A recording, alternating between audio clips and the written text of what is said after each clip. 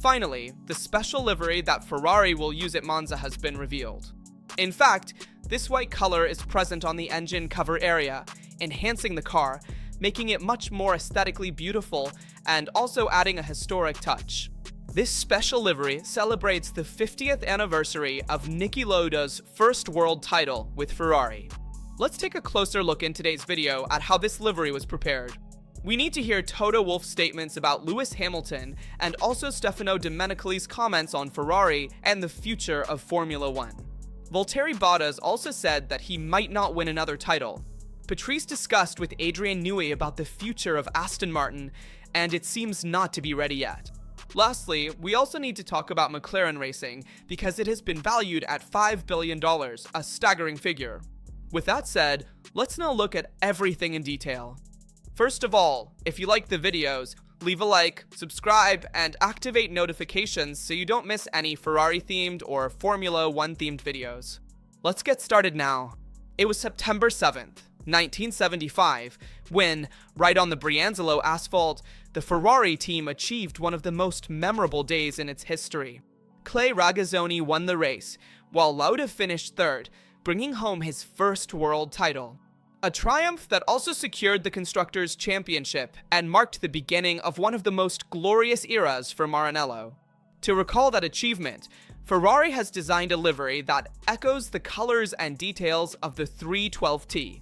The red takes on the original shade from 50 years ago, with unmistakable white longitudinal stripes, black numbers on a white background, and the drivers' names written in italics. The rear wing will be in metallic silver, a tribute to the aluminum of that era, while the hood will return to white, just like back then. This is not just a simple paint job. Thanks to an innovative wrap system developed with HP and already tested in Miami, it was possible to transform the car's design with recyclable PVC films that are lighter and more resistant to the extremely high temperatures of Formula One. The celebration will not stop with the single-seaters. The team will also wear uniforms inspired by 1975. Leclerc and Hamilton will wear dedicated suits, helmets, and shoes, bringing the style of that era back to life. Everything will be designed to allow fans to relive that deep connection between the past and present, between Lauda's legend and today's challenges. At the Ferrari Museum, visitors will be able to admire Lauda's Ferrari 312T alongside the Ferrari that will be used in Monza with this special livery. It's a unique opportunity because, in addition to seeing the two cars side by side, there will be the exhibition route that has been completely renovated, and visitors to the Ferrari Museum will be able to follow directly from there the qualifying sessions and the race of the Monza weekend. So this livery rekindles many memories of the past. But how does Ferrari present itself at Monza? Let's also hear the words of Dr. Ceccarelli, a mental coach within the world of Formula One, and afterwards, we'll hear from Toto Wolff. We have seen that both Kim Antonelli and Lewis Hamilton made a mistake at turn 3 at Zandvoort, and both are going through a difficult time, but for two different reasons. For Antonelli, the situation is delicate. At 18 years old, he found himself behind the wheel of a Mercedes and is the direct heir to the seat left by Hamilton, with enormous pressure on his shoulders. His situation has not been improving. In fact, the best results came in the first part of the season. When a young driver feels the need to prove too much, every decision becomes a gamble. The incident with Leclerc at Zandvoort is an example. Instead of settling for a solid position, he attempted a risky overtaking maneuver, a sign of his unconscious desire to push beyond his limits. However, this is a positive factor when you're young. Even Max Verstappen has made several mistakes in the past and then understood what the boundary not to cross was. The problem, as Dr. Ceccarelli pointed out, is that Kimi seems to lack sufficient psychological protection. In the past, Toto Wolff was a master at creating a bubble around his drivers, but this time the impression is that the young man has been left more exposed, and at Monza, with the pressure of the home race, the risk is that the situation could become even more difficult. The case of Lewis Hamilton is different. In fact, the English driver doesn't have to prove anything, but it's clear that he refuses to accept being a secondary driver. Ferrari is not at the level he hoped for, and the comparison with Leclerc is overshadowing him. The mistake made in the Netherlands was not his. Throughout his career, mistakes like that are counted on one hand.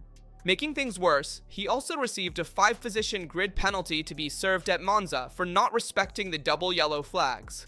The mental coach explains that during these moments, mental clarity comes into play. If the mind is overloaded with thoughts, it's like having a whiteboard full of notes. There's no space to process new information, and mistakes are inevitably made. It's a process we know in everyday life, but in Formula One, a moment of distraction is enough to jeopardize the entire weekend. The key, according to Seccarelli, is to create a protected environment, not because the drivers are weak, but because human weaknesses are not tolerated in a sport that leaves nothing to chance. That is why Hamilton in Ferrari and Antonelli in Mercedes need to feel safe and free to focus solely on driving. Monza, therefore, will not only be a technical testing ground, as we saw yesterday, with various modifications by the teams, but also psychological. For both, the ability to regain serenity could make the difference between another complicated weekend and the turning point they desperately need.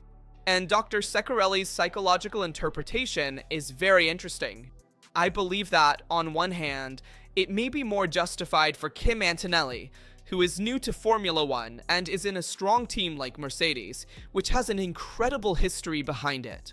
So, at this moment, it's easy to say, oh, mistake. So right now, it's too easy to say it's all Kimi's fault. He needs a growth period. There are highs and lows, and as Toto Wolff himself said, which I believe differs from what Seccarelli says, he's defending him. Toto Wolff said that Kimi needs time to gain more experience. Mercedes already knew that Kimi might make mistakes, so it's better to make mistakes now than in the future, for example, next year. As for Hamilton, the situation is different. He is a very experienced driver and has won a lot in Formula One, but he has always raced in teams where he was protected. Think of Mercedes with Toto Wolff, but also McLaren with Ron Dennis. He was always protected by the environment. Ferrari is an environment that exposes you even more to media pressure, making it harder to protect your drivers. So, at a mental level, I think Lewis is also holding up quite well. It's just that the pressure is much higher than when he was driving the Mercedes. That's why I believe Lewis Hamilton needs a few good races, a streak of positive results, and this could boost his confidence in driving, and we might see him stronger in 2026. But I also want to analyze with you what Toto Wolff said about his former driver, Lewis Hamilton. In fact, Toto Wolff criticized Hamilton and said, "Have you ever heard Michael Jordan ask to be replaced?"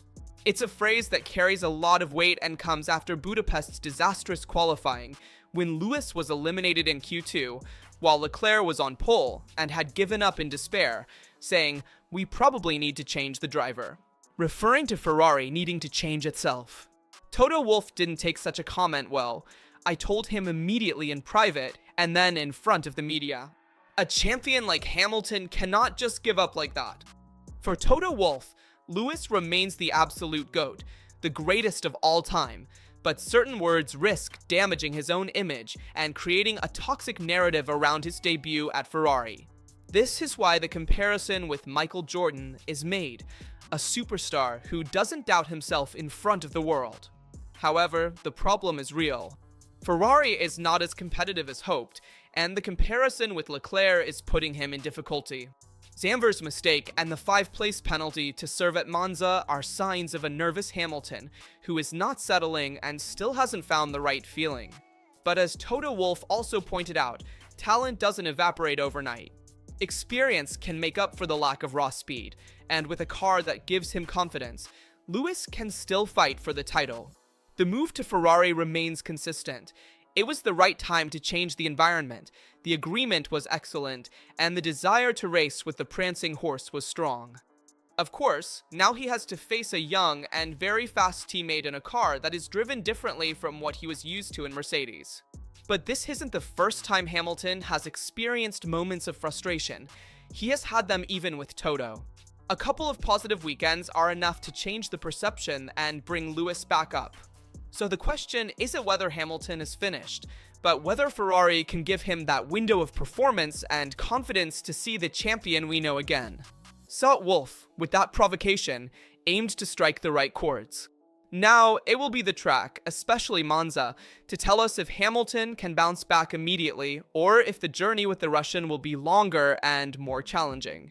So, Hamilton needs an excellent performance at Monza, especially because he will have to recover during the race after already serving a 5-position grid penalty, and to do that, he will need a high-performance car. But see the differences between Ferrari, McLaren, and Red Bull. Which car will adapt best to the Italian circuit? The most obvious problem with the Ferrari SF25 is the front end, and it struggles to generate grip at the front in long, technical corners like in the Netherlands, Turn 1, Turn 9, and Turn 10, where the limit becomes evident. There is a lack of grip on entry, and understeer becomes chronic, causing the red car to lose significant time. At Zandvoort, trail braking is crucial.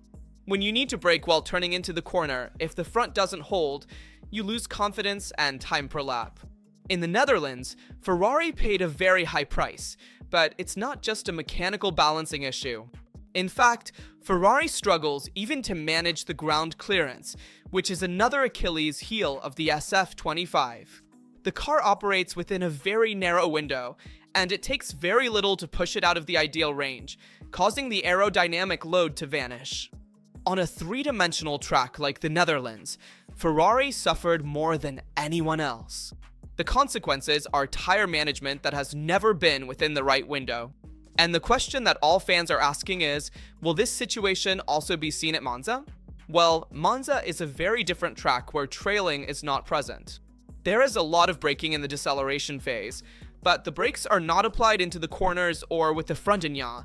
So we might see a much more competitive Ferrari at Monza that could also fight for the podium. The paradox is that Red Bull shares a similar front-end problem, but has a much wider setup window compared to Ferrari and is capable of compensating and making the car drivable in complex conditions. This is why we saw a Red Bull and even a more competitive Racing Bulls than Ferrari in the Netherlands, also because qualifying made the difference.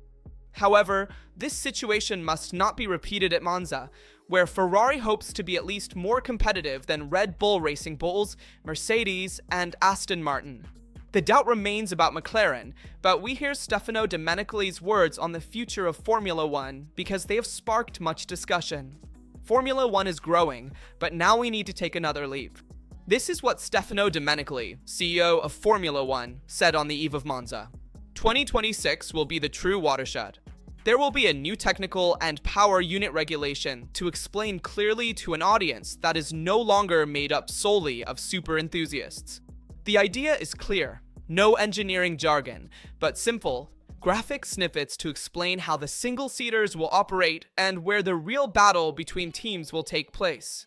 It's not a fear of complexity, but an awareness that today in Formula One, millions of casual fans are tuning in, and if they understand the rules, they will stay.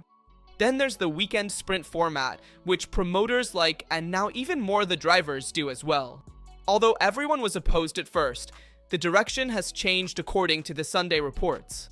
The audience wants action starting from Friday, not just free practice. The discussion is whether to increase the number of sprint weekends and how to evolve them without alienating traditionalists, but rather accompanying them.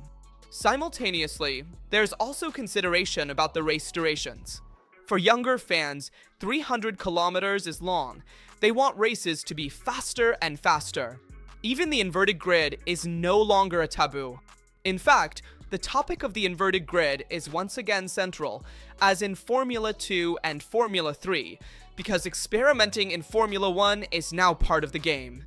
Of course, there's also the issue of rain. It's essential to regain visibility with fully wet tires, and a counterdive mechanism is also being considered in parallel. If a power unit loses more than 2% of performance, targeted development areas exist to recover within 6 to 8 months. The idea of avoiding a 2014-like disaster gained momentum by adding more variables into play, thereby improving race balance from race to race. Domenicali also discussed General Motors and the possibility of having another team on the grid. The CEO of Formula One wants to admit new teams into the circus only if they have a 10-year vision and can ensure the sport's sustainability, including sponsorship. as well as maintain the theme of environmental sustainability ahead of 2030. Additionally, the issue of calendars is also being addressed. Zayner will salute Formula One in 2026, and discussions are ongoing about rotations with Barcelona, Portugal, Turkey, and Hockenheim. Slots are few, and those sitting at the table must guarantee high standards and public funds. By now, 90% of promoters are supported by the state. Competition among European circuits is growing ever more, and Monza has been renewed until 2031.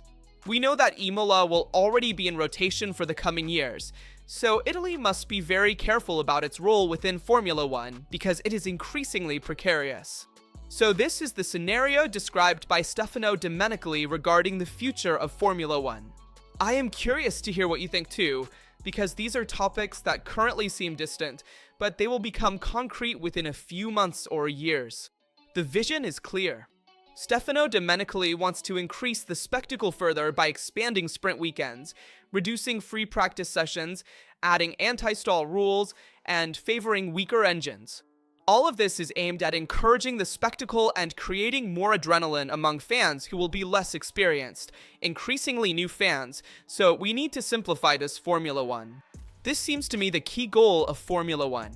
Currently, there are a few points I disagree with. First of all, abandoning real circuits, the racetracks. This seems to me a crazy decision at the expense of adding more street circuits. Yes, maybe more spectators arrive at the circuit, but they are casual spectators who do not come in subsequent years. Moreover, there is no space for overtaking. In short, there are many uncertainties in street circuits that are less present in racetracks. And additionally, the reversed grid issue also made me shiver a bit. We will see what happens in the future.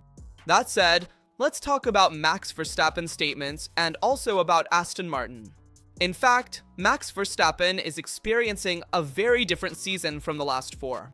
After years as the absolute dominator, 2025 has become McLaren's year, and he with Red Bull finds himself only third in the standings with just 2 wins at Suzuka and Imola. Numbers that already tell the story of a shift in balance. Max is no longer the benchmark on the grid, and will also have to defend his position from attacks by George Russell. Of course, his talent is not in question, but what is surprising is the attitude with which the Dutchman is facing this moment. There is no anger, no frustration, only serenity. Interviewed in Zayner in front of his fans, Verstappen displayed an almost disarming calm.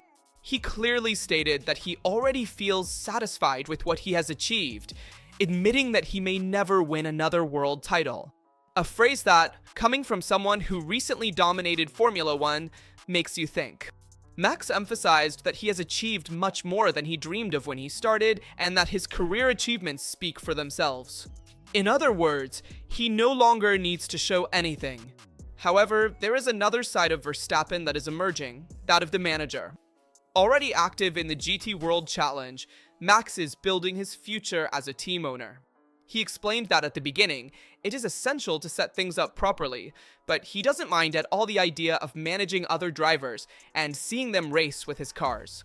And most importantly, he sent a clear message. Sooner or later, everyone reaches a point where they become slower, and when that moment comes, he prefers to make room for the young rather than stay too long and risk looking like an idiot on the track. This is what Max Verstappen declared, and these words make us think coming from a 4-time world champion.